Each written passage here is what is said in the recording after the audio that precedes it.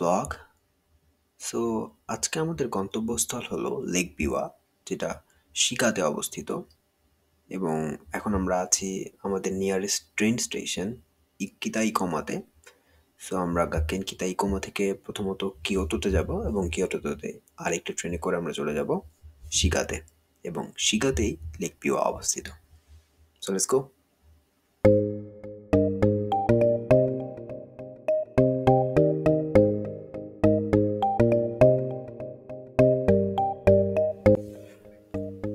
আমার আসলে জাপানে এক জায়গা থেকে অন্য জায়গায় যাওয়ার সময় ট্রেনের এই পাহাড় ঘেরা সৌন্দর্যটা আসলে খুব ভালো লাগে, এবং আমি এটা খুব আসলে এনজয় করি।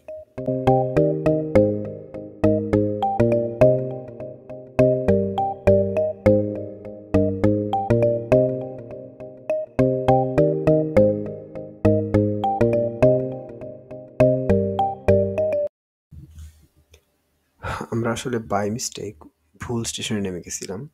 সো এখন আমরা আবার স্টেশনের দিকে ব্যাক করতেছি।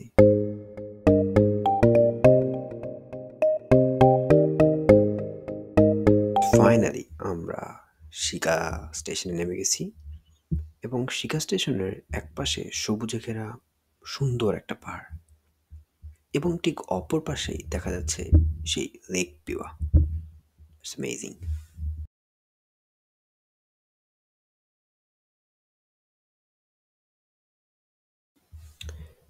তো পাহাড়টা দেখতে বেশ সুন্দর লাগতেছে। সো ফার্স্ট অফ অল আমরা এই পাহাড়টাতে যাব, অ্যান্ড দেন আমরা লেক বিওয়াটা এক্সপ্লোর করবো। So let's go.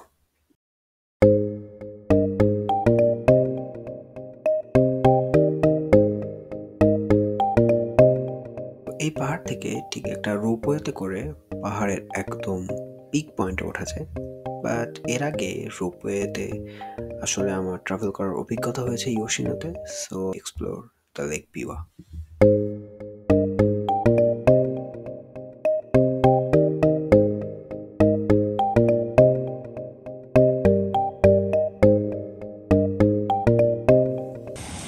And there it is, beautiful Lake Biwa. খুব অসাধারণ দৃশ্য আসলে।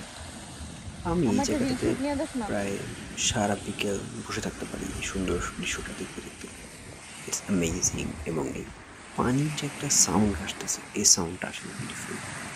দূরে বড় বড় পাহাড়, খাঁজের মাঝে বসে থাকে, এই এত বড় বড় ঢেউ, যে পানির শব্দ, এটা আসলে সুথিং।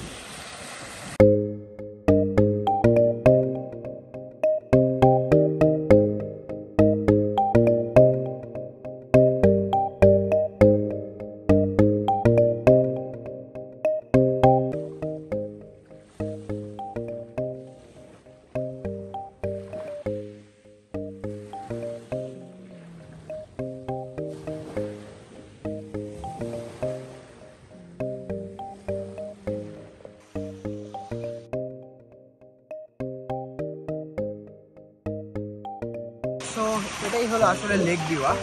আর লেক বিওয়া হলো জাপানের সব বড় একটা লেক, এবং এই লেকের আপনারা ঢেউ যে দেখতে পাচ্ছেন, আমার কাছে কাইন্ড অফ মনে হয় যে এটা কাইন্ড অফ কী বলবো, সমুদ্রের মতো কখনো মনে হয়, এবং এখানে প্রচুর বাতাস। আমি এখন যে জায়গাটায় দাঁড়িয়ে আছি, কাইন্ড অফ এই ভিউটা আসলে সাধারণত কেউ দেয় না। আমরা সাধারণত রোপওয়েতে কিছু ভিউ নেই, অথবা আমরা হয়তো কাইন্ড অফ বিচ সাইডে যাই। আপনি যদি একটু পেছনটা দেখেন, এই জায়গায় একটা ছোট্ট ব্রিজ, যদি এখন এখানে ওঠা যাচ্ছে না, বন্ধ। এই পাশটা দেখেন, সুন্দর একটা